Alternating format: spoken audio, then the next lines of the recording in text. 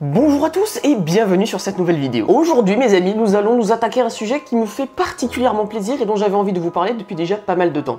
Nous allons comparer All-in-One et Air Cooling. Tout simplement dans cette vidéo je vais vous parler du problème que j'ai avec les All-in-One depuis déjà pas mal de temps et comment j'obtiens des résultats très différents des autres reviewers. Mais avant de commencer, je vais remercier le sponsor de cette vidéo, Letishop. Aujourd'hui on va faire une vidéo sur des composants de PC et si jamais il vous vient l'envie d'en acheter un, eh bien écoutez d'abord ce message parce que ça peut vous faire gagner pas mal de sous. Si vous n'avez jamais entendu parler de Letishop, c'est basiquement de l'argent gratuit. En fait c'est un site de ce qu'on appelle cashback et le fonctionnement est ridiculement simple. Vous allez sur le site, vous allez cliquer sur le magasin en ligne sur lequel vous vouliez acheter ce que vous vouliez acheter à la base et ce lien se trouvera être un lien affilié. Et bah grâce à la commission que Letishop va gagner sur votre achat, ils pourront vous en renverser une grande partie. Il vous suffit d'ajouter l'extension sur votre navigateur ou même l'application mobile et quand vous avez envie d'acheter quelque chose, vous passez par leur site. Rien ne vous est demandé en échange, c'est vraiment tout con en fait. Et l'avantage c'est que ça marche avec des boutiques hyper connues comme le site de Logitech, Apple Music, Adobe, Western Digital, le site de Microsoft, Cdiscount, enfin bref, la liste est plutôt longue. Et le meilleur avec tout ça, c'est qu'ils vous remboursent par PayPal et que le minimum n'est que de 10 €. Ça veut dire que si vous aviez prévu par exemple de prendre la suite Adobe quoi qu'il arrive,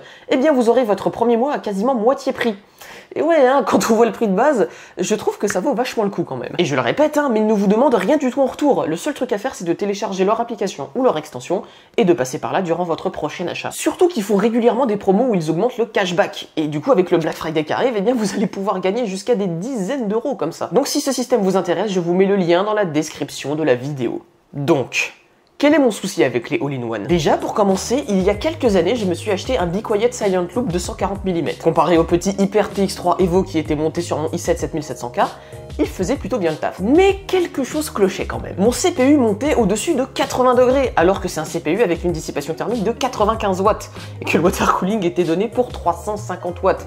Ce qui est littéralement plus de 3 fois plus. Et oui, hein, je sais qu'Intel mesure le TDP à la base clock, donc ici 4,2 GHz, mais rassurez-vous, à cause de ma carte mère sous-dimensionnée, je tournais au maximum à 4.3, donc on va dire que c'était vraiment pas le problème. Mais bon, étant donné que je pouvais pas overclocker de toute façon, j'ai gardé ce système pendant pas mal de temps. Entre temps, j'ai switché la configuration du radiateur de en haut du boîtier à l'avant. Sauf qu'à l'époque, eh bien, je ne savais pas qu'il y avait un petit peu d'air dans les All-in-One, et que le fait de mettre la pompe en tant que le point le plus haut de la loupe allait forcer toutes les bulles d'air dans celle-ci, et donc la faire tourner à sec. Ce qui est une très mauvaise idée pour les pompes de water cooling. Mais bon, ça je l'ai découvert en plein live quand ma pompe est morte et que mon CPU a réduit sa fréquence à 2 GHz. Donc j'ai remplacé cet All-in-One par un Be Quiet Dark Rock Slim qui n'a que un TDP de 180 watts, compte, je le rappelle, 350 pour mon ancien water cooling. Du coup avec 2 fois moins de TDP, je m'attendais à ce que mon Proco chauffe 2 fois plus. Mais non, j'ai perdu 10 degrés. Alors je sais qu'il y en a plein d'entre vous qui vont trouver plein de raisons à ce problème, mais je vous prie simplement de continuer à regarder la vidéo car je n'ai pas du tout terminé de vous donner tous les détails. Donc bon, après tout ça, j'ai quand même reçu mon fameux PC Aorus, d'ailleurs merci Aorus, mais tout ça pour vous dire que quand j'ai reçu ce PC, j'ai reçu avec mon second All-in-One. Cette fois, c'était un water cooling Aorus de 360 mm comme vous pouvez voir. Et ben du coup, cette fois, j'ai bien fait gaffe que le point le plus haut de la loupe n'était pas la pompe. Et je l'ai monté dans le boîtier. Cette fois, j'avais un Ryzen 9 3900X, donc déjà c'est une belle bête, hein, il faut se le dire. Mais TDP de 150 watts.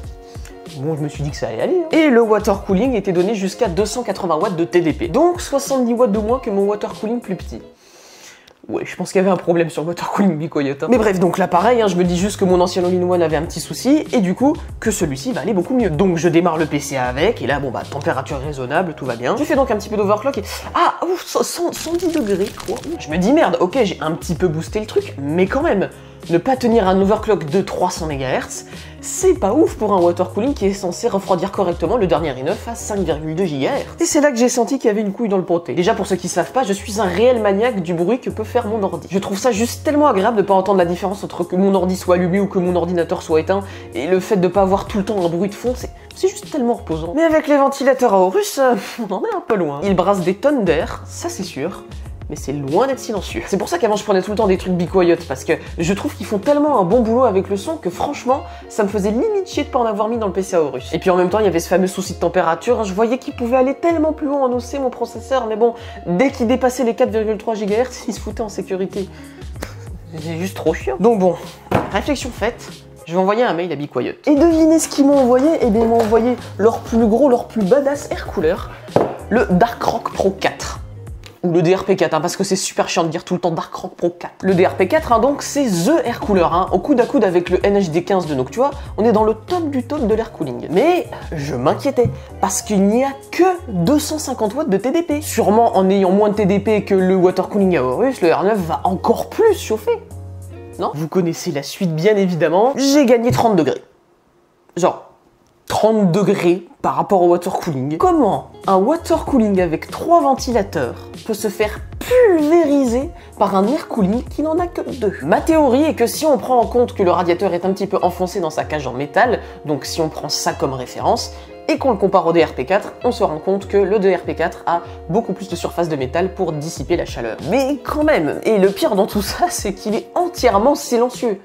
Genre là, il tourne hein, le PC, hein, mais on n'entend rien. Bon, si vous entendez quelque chose, c'est lui derrière. Mais... Le seul truc qu'on pourrait voir de positif à l'All-in-One, c'est qu'il est plus joli. Et encore, hein, c'est subjectif parce que moi je trouve que ça fait un petit peu design industriel, je trouve que ça rend quand même plutôt bien dans ce PC. Et non, je suis désolé, hein, mais un water cooling c'est pas du tout plus facile à installer. À chaque fois que je l'ai installé dans ce boîtier, c'était une vraie galère. Du coup la question c'est pourquoi avec un meilleur TDP, eh bien les All-in-One ils sont pas du tout plus performants. Surtout que si on va voir les reviews chez les Anglais, eux les All-in-One ils ont de meilleures performances que les plus gros air coolers.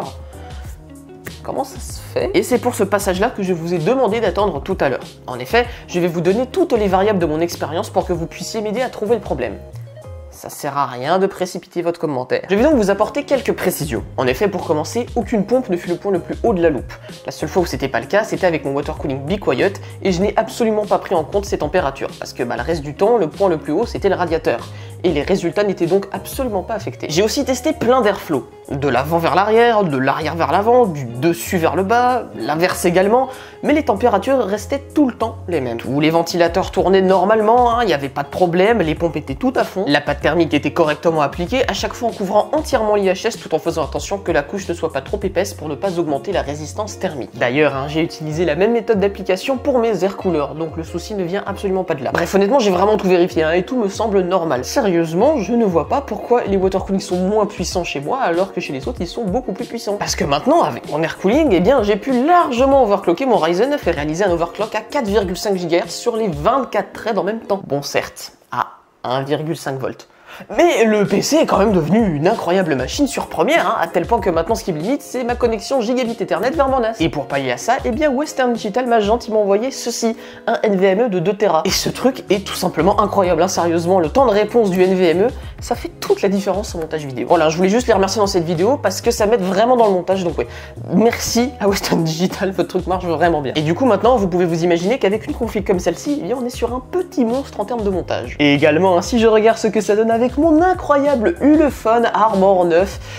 Oui, ça fait caméra thermique. Merci Ulefone pour le petit bijou. Ça va être vraiment franchement utile pour les prochaines vidéos, vous allez voir. Du coup, on se rend compte que c'est vraiment pas si mal. Regardez par exemple ces images prises pendant un stress test. Bon, enfin, quoi qu'il arrive, si vous avez une idée de pourquoi les air coolers sont meilleurs et plus silencieux que les water cooling, de très loin d'ailleurs, n'hésitez pas à m'en parler dans les commentaires. De toute façon, je les lis tous. Si cette discussion vous intéresse, eh bien vous pouvez aussi venir sur mon Discord abonné, discord.imotech.fr, où nous parlerons de tout ceci ensemble. N'oubliez pas de rejoindre mon serveur Minecraft que j'héberge chez moi d'ailleurs, vous avez toutes les infos dans cette vidéo. Bref mes amis, quant à moi je vous remercie d'avoir regardé cette vidéo et je vous dis eh bien salut à tous, très bonne continuation et à la prochaine pour d'autres vidéos. Allez, salut les amis.